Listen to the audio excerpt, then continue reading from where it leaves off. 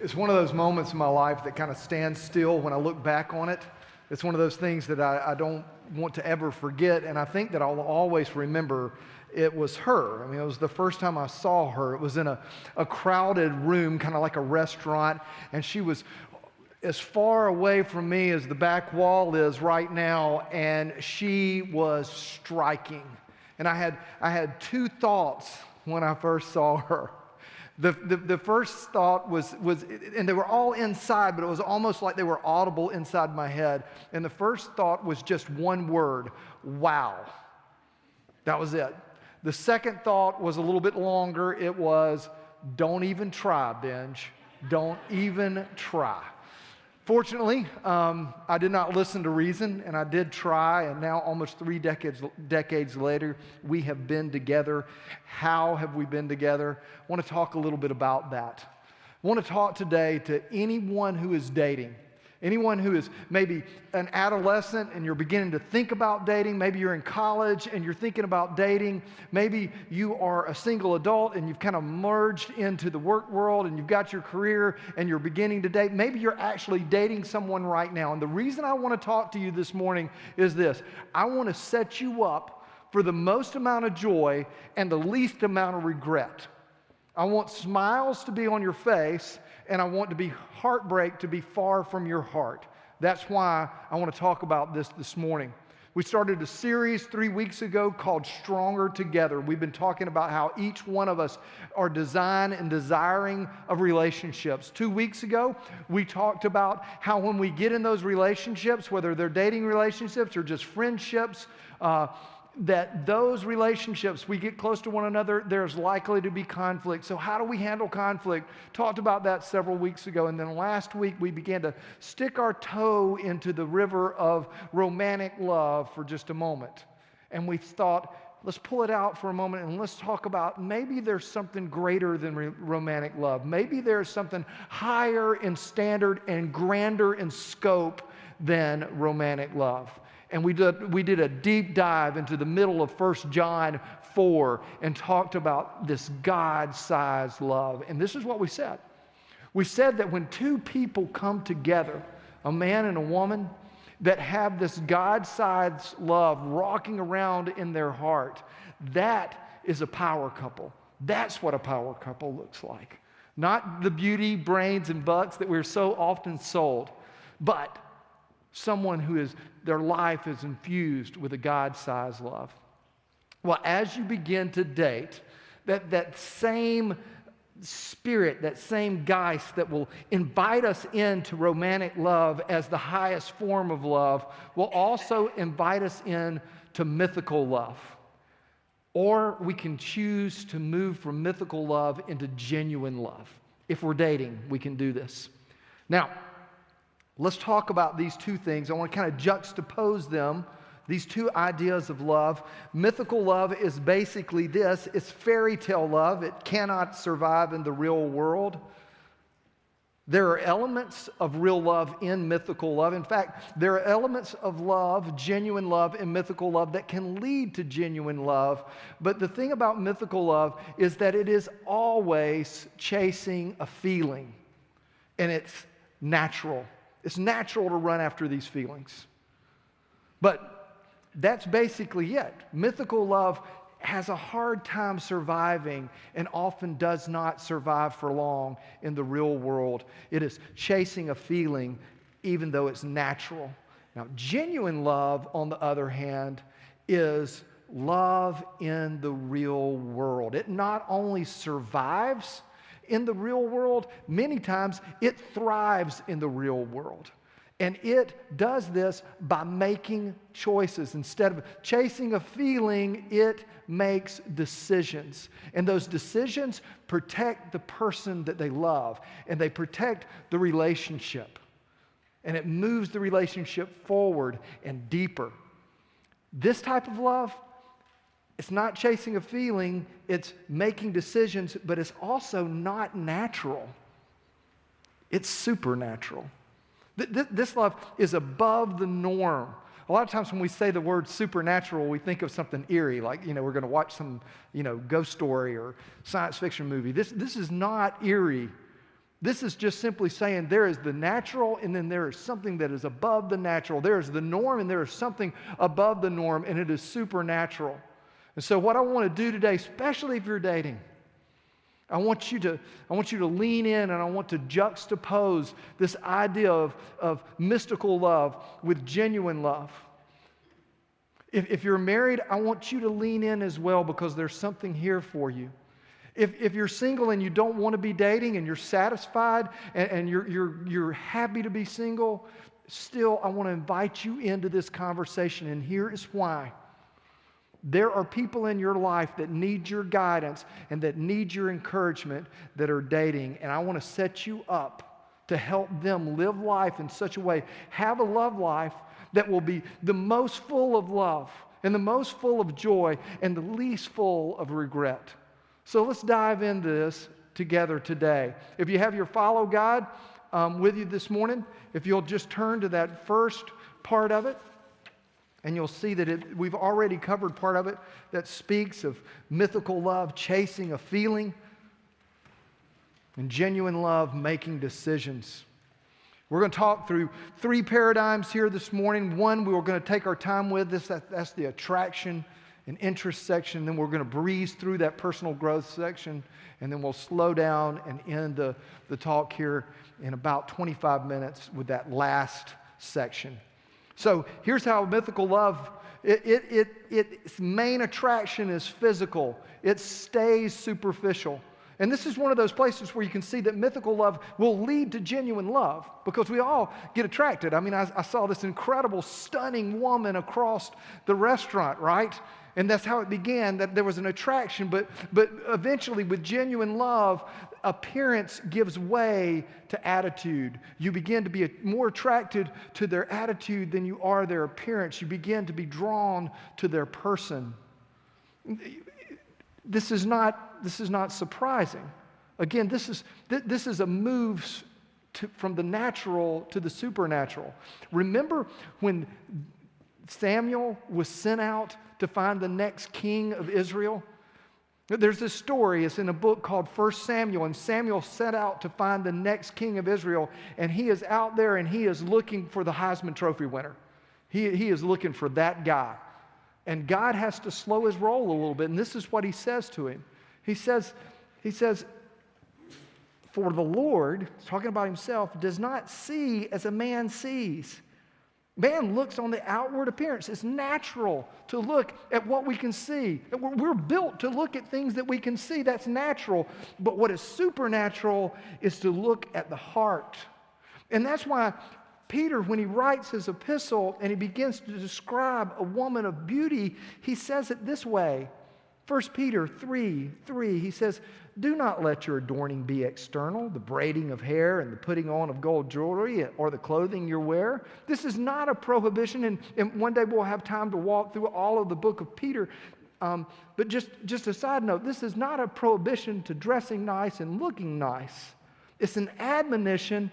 Verse 4, to let your adorning be with the hidden person of the heart, the supernatural places. Now watch this. This is so important if you're dating. This is so important if you just want to live life deeply. The heart with the imperishable beauty. Most of the beauty that we run after in this world is perishable. I mean, let's face it. Brad Pitt is a good-looking man, all right? But he don't look as good as he used to. You know why? Because he's like every one of us. He's perishing, right? He's perishing. Some of your ladies are like, he still looks pretty good. You know, we try to prop ourselves up on the outside, but what is really beautiful is these things that are on the inside of us, this gentle and quiet spirit. That's the description of what our spirits look like when we come to be full of the Holy Spirit, and it is very precious in the sight of God. Moving on from this type of attraction, there is also the second part of this paradigm is just that in mythical love, the attractions will be few. They can be initially very strong. We can go on to the next slide. They can be very strong initially. And this is because if we're attracted physically and we move to that place of ultimate physical intimacy with another person, the way that we're designed by God, that act is a bonding agent. You know that the woman produces certain chemicals in her body during that act that are only produced when she is also, only other time they're produced is when she's in labor. That's because it's a bonding agent. It's something God created to bond us together. And so if we go to that place quickly, it'll be strong, but it'll still be few because they lie on the surface. But with genuine love, the attractions are many, and not only are they many, they're growing. I want you to see some of the ways, some of the things that are most attractive about a person. And the way we're doing this is we're going to go to the end of Proverbs, which is a book about wisdom, and all through this book of wisdom, the wisdom is personified as a woman. It gets to the very end of the book, and it says, hey, you want to know what an attractive wife looks like? She looks like wisdom. So I say all that to say this applies to both of us, man and woman, these attractors that emerge. And we won't look at the whole passage, but I want you to see just a few of these things. Beginning in verse 25, we'll put them on the screen as well. Strength and dignity are her clothing. She's clothed in strength and dignity. The first two things that you see, these two attractors that draw people to us, strength and dignity. This means that she or he is willing to work as hard as they possibly can to get what they desire. And that when they're met with resistance, they work around it, they work below it, they work through it, but they accomplish. They don't quit. They're strong. But not only are they strong, they are willing to work with dignity. And this means they have nothing to hide. There's no shame involved in the strength that they have. There's nothing that they're doing in the corner that they don't want anyone to see. This person that is attractive, they're both strong and dignified. And the second thing it says that because they work so hard and they work with such integrity, she laughs at the time to come. She laughs. There's not only strength and dignity, but there's humor. And it's humor born out of confidence. You know, most of our humor, and it's still funny, it's not bad, but most of our humor comes out of our insecurities, and it comes out of other people's pain. I mean, really, it does, right? But this thing that attracts people to one another, this humor is a humor that is born out of confidence while everybody else is kind of fretting about the future. The person of strength and dignity walks toward the future laughing with a sense of humor. And he continues to write, and he says, she opens her mouth with wisdom, and teaching is on her tongue. Two things here, wisdom and knowledge. The knowledge is growing, but do you understand that wisdom precedes the knowledge? We all know individuals that are incredibly intelligent that have burned down their lives for a lack of wisdom, not because of a lack of knowledge. Wisdom. And if you lack wisdom, God gives it freely, this ability to look at life and go, this is what I desire, this is my past failures, these are my future hopes and dreams. Based upon that, what is the wise choice for me to do? What is the next choice for me to do? And then the last thing out of these five kind of descriptors, these attractors that pull people to one another, she looks well to the ways of her household, and she does not eat the bread of idleness. The person that is attractive, the person that we want to become, the person that when we're connected in genuine love with someone, we're more likely to become, that person accomplishes, and that person is productive. Strength, dignity, humor, wisdom, knowledge, productivity. They're all there, and these things are many. But in mythical love, and it makes the attraction steady. But in mythical love, if you'll look here, mythical love is kind of moody. The interest will come and go. But genuine love, it evens out as you get to know one another. The overall attitude Moving on to the next section. The overall attitude of mythical love is going to be one of taking. It's an idea of exchanging or owing. Or if it's a really unhealthy relationship, it is one of just taking, taking, taking. The thing that you'll notice about all these things that run on the left-hand column, they're either unsustainable or they're unhealthy or they're both. And this is one of the most unhealthy things that I've seen in a decade and a half of doing student ministry. I could watch kids and doing singles ministry also for about a half a decade. I could watch people get into relationships with one another. And one of them just take until the person is emptied. That's not love. Love never intimidates or manipulates, right? Love may motivate, love will inspire, but it doesn't intimidate and manipulate to take away. And love avoids at all cost a debt-debtor relationship. That's why Jesus would look at his followers in John 15, and he would say these words. He would say, "Greater love has no man than he lay down his life for someone." And it's also why when the Apostle Paul was writing about marriage, he preceded all of his teaching in the book of Ephesians with these words: "Submit to one another out of reverence for Christ." It's mutual submission. That was a passage out of the Bible that was abused for decades, where preachers wouldn't read that part of the passage. They would just read, "Wives, submit to your husbands." Oh, no. There's "wives, submit to your husbands" there, but only as the husband has already begun to submit to her. It's mutual submission. And then he writes on, watch this, you're going to see real genuine love here. He writes on and he says, "Now husbands, you're submitting to your wife out of reverence to Christ. Now you give yourself up for her." Girls, if you were dating someone right now and all he's doing is taking from you, get out of it. Get out of it. That is not love. That is not right. It is not sustainable, and it is not healthy. Bless God, bless yourself, and bless your family, and just get out of it. And if couples, as you continue to date your spouses, tenaciously, viciously guard against the thought of a debt-debtor relationship. One of the things that I've seen in healthy couples is this: they never think that the other one owes them something. Now, they might think, "Man, I owe her a whole lot." But they never get into that place, not for long, to where, "Well, I did this for her. She got to go out with her friends. I better go, well, we bought her, well, he did that, and man, that's not sustainable. It's not healthy. It's not sustainable.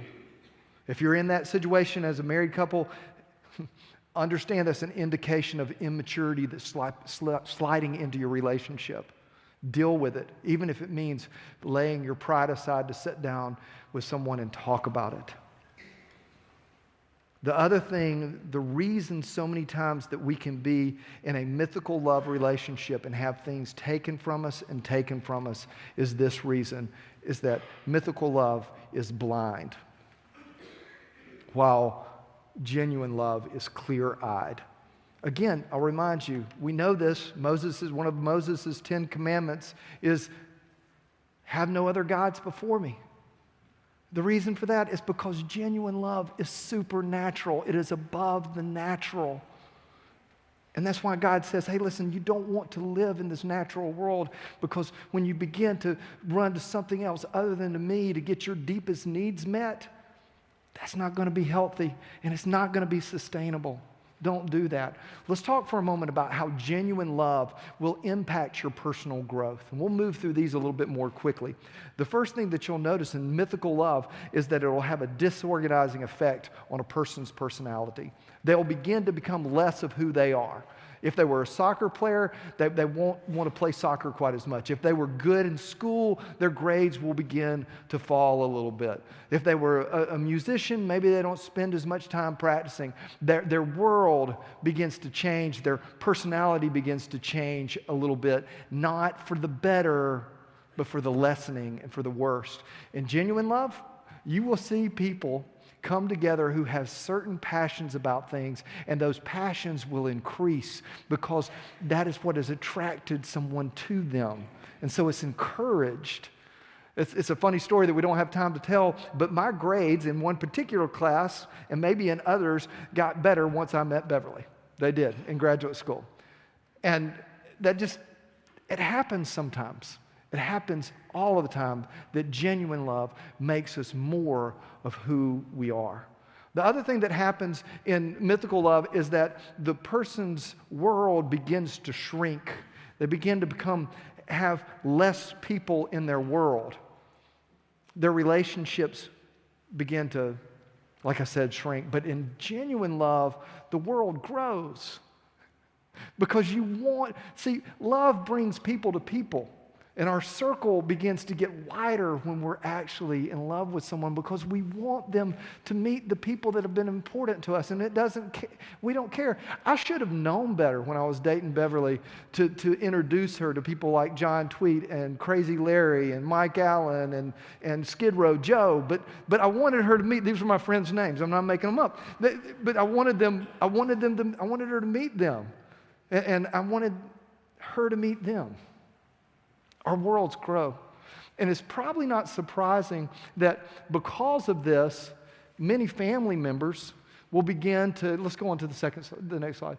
Many family members and friends will become unapproving and leery, and why shouldn't they be? Because they're seeing you become less of who you are, and they're seeing the world shrink around you. But when someone is engaged in genuine love, the people around them, their closest friends, their closest family members, they begin to approve and applaud. They actually get excited for the relationship. I have 3 very simple rules of conducting a wedding. There's three criteria that the couple has to meet. We won't go through all 3, but one of them is I've just got to have a sense in my heart. It's a little subjective, and it's the only kind of subjective out of the 3. I've just got to have an idea in my heart that these 2 people are supposed to be together. And one of the ways that plays out is being able to do a wedding and watch the families come together, and they're excited about each other, as well as the couple getting married. The other thing in development is in genuine love, you learn how to disagree. Disagreements will damage mythical love. The disagreements will become arguments, and they will increase in frequency and intensity if it's mythical. If it's genuine, what will happen around disagreements is they will become less severe and less frequent, and they build greater understanding. Now, I understand that's an ideal way of saying this. Those of you who have been married longer than me, you understand you can still have, as they say in South Mississippi, you can still have some ring-tailed tutors of arguments from time to time. It can still get pretty intense.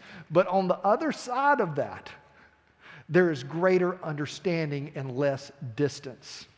And that is what happens with genuine love. Let's move on and let's talk about how this thing called genuine love, let's talk about the journey. See, with mythical love, it will start fast. It is just, many times people describe it as it is love at first sight. No, it's not. It's attraction at first sight. But it's love at first sight. And there's this swelling of emotions because something that is true in both of these things, mythical love and genuine love, is that there is emotions involved. It's just that mythical love is chasing these feelings, it's chasing these emotions. Genuine love is making decisions to protect these emotions. And one of the ways it does this is it starts slowly. Start slowly. One of the things that you will see in a fast start is that you will see that jealousy comes pretty quickly. All right? So we can put that up. Jealousy is a hallmark of mythical love. While genuine love has a growing, confident trust. And again, this is above the natural. Again, this takes making decisions. This takes and requires a choice. But this shouldn't surprise us, because the Apostle Paul, when he wrote to us in Corinthians, he said, love is not jealous. And he also said, love it always trusts. The other thing that happens with mythical love is there is a way to kill it, and distance will destroy it, while genuine love survives separation. Now, when I say that, I realize that I am speaking to men and women who understand what it is to be deployed. I don't. The longest time Beverly and I have spent apart physically has been about 6 weeks. And even then, we could call each other whenever we wanted to, and I could have gotten in the car at any moment and gone there had there been something that required my presence. But you guys and gals that serve our country in our military and you are deployed, you know how hard this can be. And there's a difficult level to distance that those of us who are civilians, we really can't get. And so I don't have a whole lot of credibility to talk about this. So what we're going to do is 2 Friday nights from now, on March the 8th, if you are active military, if you or your spouse are active military, we're going to have a banquet for you. We're going to have a dinner for you. And I want you to meet some people. I want to sit you at a table with some people who understand what it's like to be deployed. Understand what it's like to grow genuine love during deployment. And then I want to introduce you to Lieutenant General Anthony Hale and his wife Stacy, and they're going to talk about what it's like to have a successful, genuine love survive in the real world love on March the 8th.